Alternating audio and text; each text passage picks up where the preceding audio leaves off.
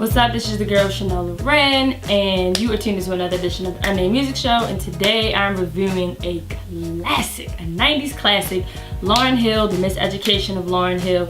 This came out, Wikipedia lies, but I'm gonna tell you what Wikipedia said. Wikipedia said August 98. I remember where I was in 98. Where were you at 98 for all you 80s babies? The 90s was a good time. That was a good era for hip hop and women in music in general.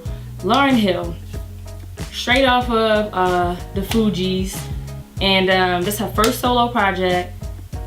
At this time, she was with what's Bob Marley's son name? Rowan, whatever his name is, Zion's father.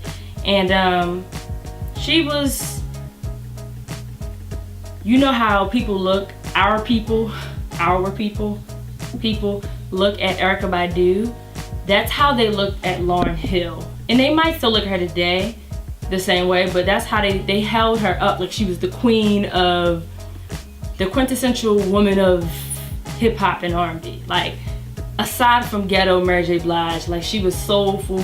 She was from Jersey, around the way girl. She was like the homeboy sister. You could kick her with her. She seemed very relatable. She was kind of like a tomboy, but she still had that feminine edge. She still had her crinkly locks. Like, she could spit with the best of them, Prize and Wyclef.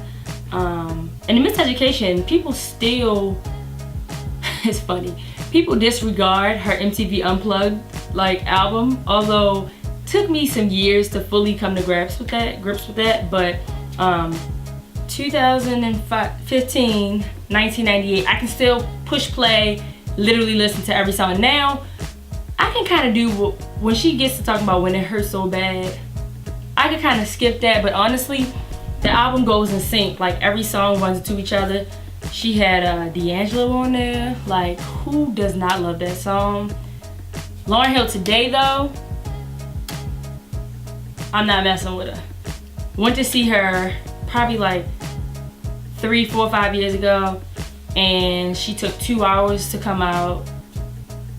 Come to find out, she was getting a mani and a pedi. When she came on stage, she didn't apologize. She didn't even acknowledge the fact that she was late. Come to find out, she was mad because she wanted to close the show, but Snoop was closing the show. So she said, fuck it, I'm gonna make y'all wait. Fuck the fans, basically is what she said. So from that point on, I was like, well, I'm not gonna support any artist that doesn't have respect for me as a fan. So she's been in my area performing a bunch of times, but I'm just like, she's never gonna get my money again.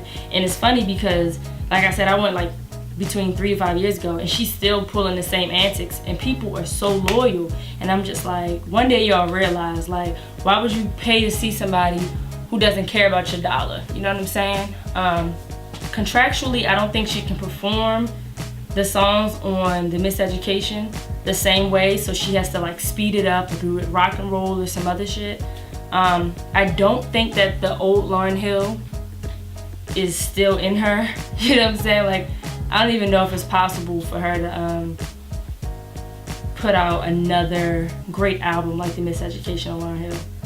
Tell me your thoughts, tell me your favorite songs, tell me what you were doing in 1998, tell me if you like MTV Unplugged better than Miseducation. Tell me if you've seen her in the recent years.